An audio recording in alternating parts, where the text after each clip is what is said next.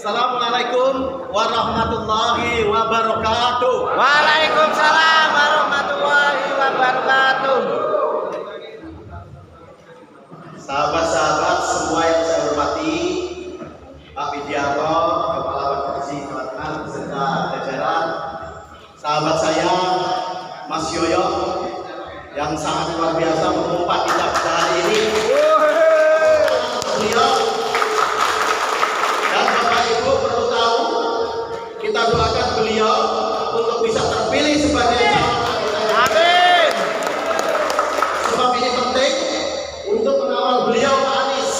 Kalau nanti beliau terpilih sebagai presiden, mengawal sebagai timnya, menanggulangi kekuatan dari luar, sekaligus mengawal program-program Pak Anies agar lebih bermanfaat bagi masyarakat. Amin. Ini cita-cita saya. Semua yang hadir, ada sahabat saya, Pak Muafi, Ketua Nasdem Kabupaten Batang, Bapak dan Ibu seluruhnya yang hadir pada kesempatan kali ini yang saya banggakan. Mohon izin saya Sudirman, saya hari ini Sekretaris PKB Jawa Tengah. Dereke beliau Ketua PKB Jawa Tengah, Bapak Muhammad Yusuf Hudori atau Gus Yusuf Hudori. Saya hari ini sedang bertugas sebagai Wakil Ketua DPRD Provinsi Jawa Tengah, daerah pemilihan, mewakili Pak Jaringan semua juga di Provinsi Jawa Tengah, Batang, Kota Pekalongan, dan Pemalang.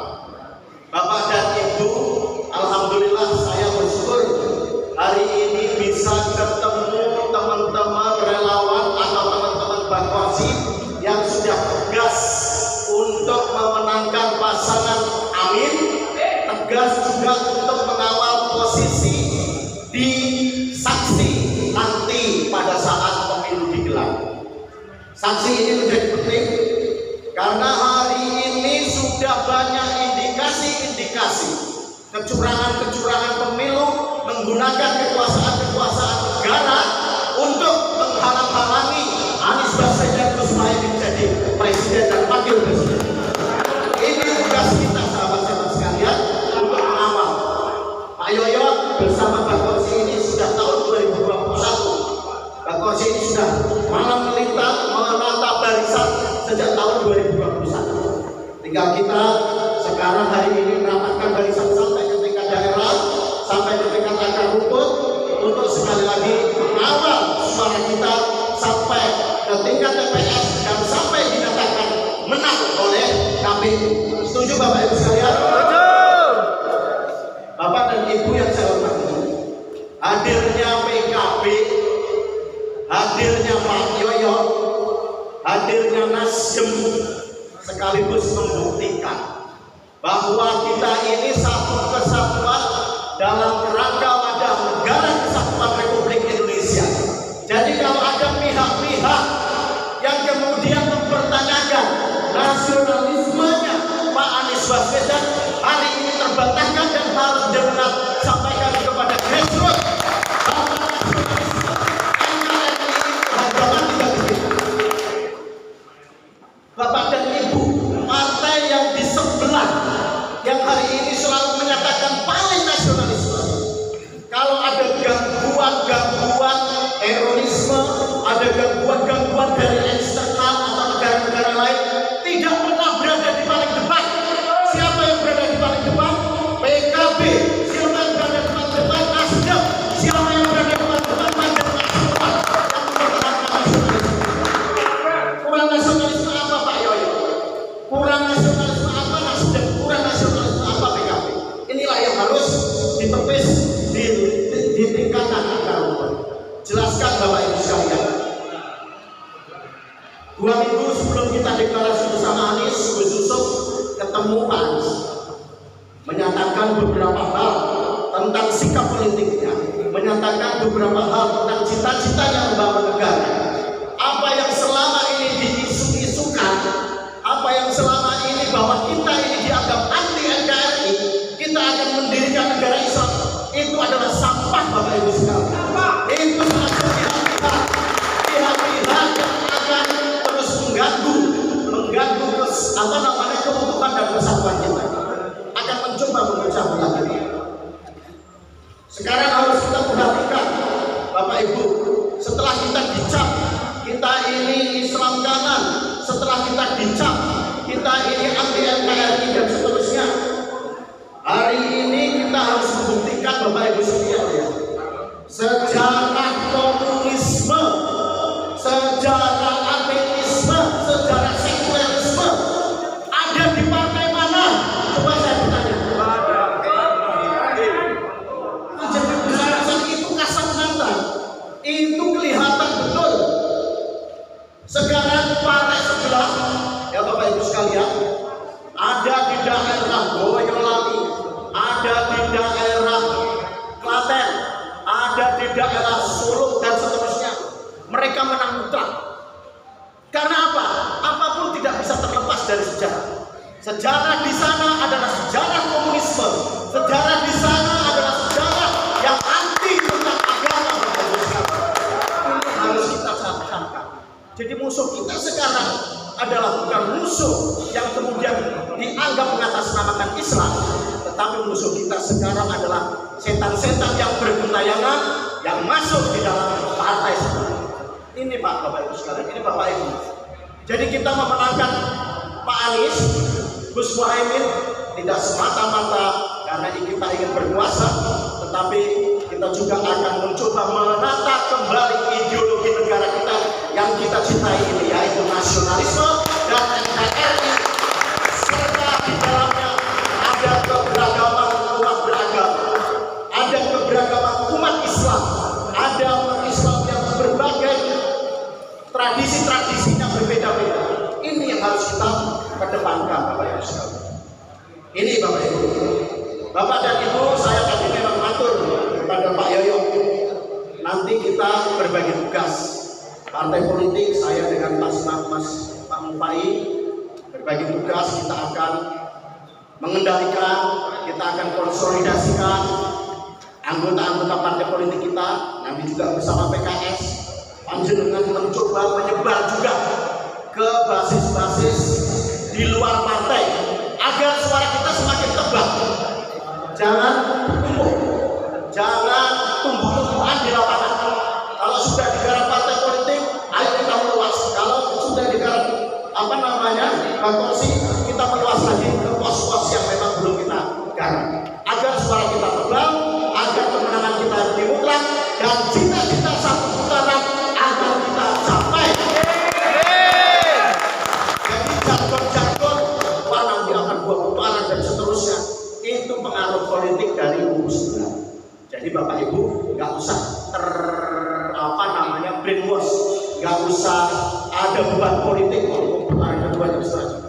Satu-satunya seperti yang disampaikan Pak Ketua, pokoknya kita harus raih kemenangan satu putaran mutlak pada tanggal 14 Februari tahun 2020. Bapak Ibu, angka 40% bukan hal yang mustahil.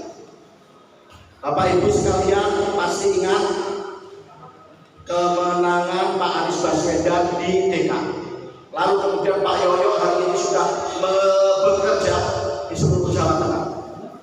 Kita tahun 2018 ketua tim pemenangan atau juru bicara Pak Anies hari ini Pak Sudirman Said, panjenengan ingat, bersama Ibu Ida Fauziah yang hari ini Menteri Tenaga Kerja kader PKB. Kita waktu itu mau melawan Pak Ganjar Pranowo sebagai calon gubernur dan wakil gubernur untuk periode yang terjadi apa?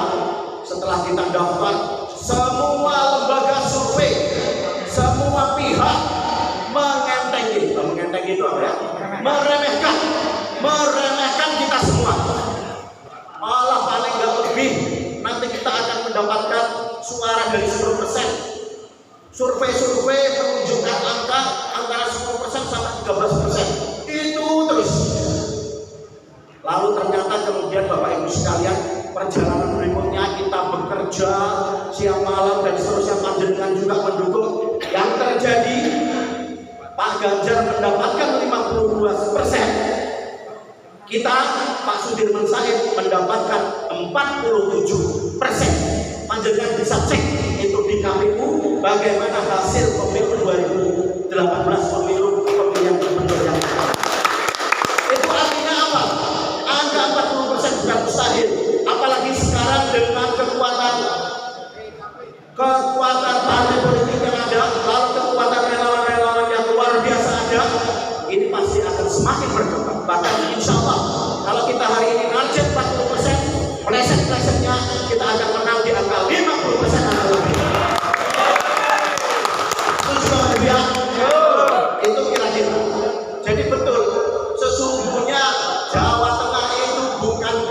bantai Bapak Ibu sekalian. Itu hanya beban sejarah yang terus ditanamkan. Kalau seolah-olah kita ini kalau menang di awal-awal sulit. Nanti kita buktikan Bapak Ibu sekalian, Jawa Tengah akan menjadi Jawa Tengah yang hijau royo-royo, langitnya melindungi, membiru kepada kita semua, dan kemudian ada sinar matahari yang berwarna kuning untuk menjaga kita semua. Jangan beranggapan bahwa Jawa Tengah ini nggak ada apa-apa. Ini sudah cukup penderitaan kita Bapak Ibu sekalian. Ini adalah momentum kita untuk mengambil alih posisi. Bapak Ibu, PKB selalu ada di dalam pemerintahan selama. Loro aktifah yang terjadi, tidak pernah mendapatkan sesuatu yang bisa mendorong agar rakyat ini sejahtera, baik itu di level Jawa Tengah maupun di level pusat. Saya wakil ketua DPR Jawa Tengah menyaksikan betul bagaimana keserakahan rezim hari ini, keserakahan pemerintah hari ini. Faktanya angka kemiskinan di Jawa Tengah masih tinggi. Apakah itu akan kita biarkan? Kabupaten Batang termasuk salah satu kategori di tengah-tengah angka kemiskinan yang tinggi. Itu karena program-program pemerintahan yang cangkem kita ini domble, Pak. Cangkem kita ini ngelengke ke sana kemari dan seterusnya tidak pernah diperhatikan. Ya karena kita kekuatannya tidak sebesar memang kekuatan fraksi yang ada di DPRD Jawa Tengah. Kira-kira itu Bapak Ibu sekalian yang bisa saya sampaikan. Sekali lagi kita akan terus bergandengan tangan. Ini permulaan, Mas, langkah-langkah Mas Yoyo nanti akan terus kita contoh bagaimana beliau terus melakukan upaya-upaya ke tingkat-tingkat pelosok desa dan seterusnya. Doakan kami berdua akan terus berjuang, Pak. Semoga saya juga bisa terpilih bersama Pak Yoyo di DPR. Amin, amin. Bisa mendampingi pemerintahan yang ada nanti. Amin. Itu Pak ya. Jadi problem koalisi itu pasti akan muncul nanti. Problem relawan itu pasti akan muncul. Tapi nanti kita rapatkan, kita musyawarahkan. Pokoknya jangan sampai kelihatan kita ini tidak kompak, kelihatan kita ini terus bersetegar dan seterusnya. Kita runtuhkan semua. Demi satu tujuan adalah kemenangan Anies Baswedan dan Gus Muhaimin Iskandar. Momentumnya hari ini, Pak. Karena setelah hari ini, Bapak dan Ibu sekalian, kita tidak akan mendapatkan untung lagi. Karena kemudian sudah muncul kader-kader, misalnya Tuan Putri yang hari ini belum mendapatkan perhitungan politik secara signifikan, mungkin ke depan akan mulai tumbuh. Kira-kira begitu. Lalu kemudian Segwini, Bapak Ane Ngamuk dan seterusnya ini juga akan mulai tumbuh. Gitu kan kira-kira. Lalu kemudian siapa lagi? Nah ini kesempatan. Momentumnya adalah Anies Baswedan, Gus Muhaimin untuk merebut kekuasaan pada tahun 2024 yang akan datang. Kami dari partai politik siap bersinergi, siap juga sebisa kami nanti memfasilitasi. Ada Pak Haji Mafi, ada Pak Haji Malas, nanti ada Ketua PKS juga. Tugas kami adalah bersama-sama panjenengan.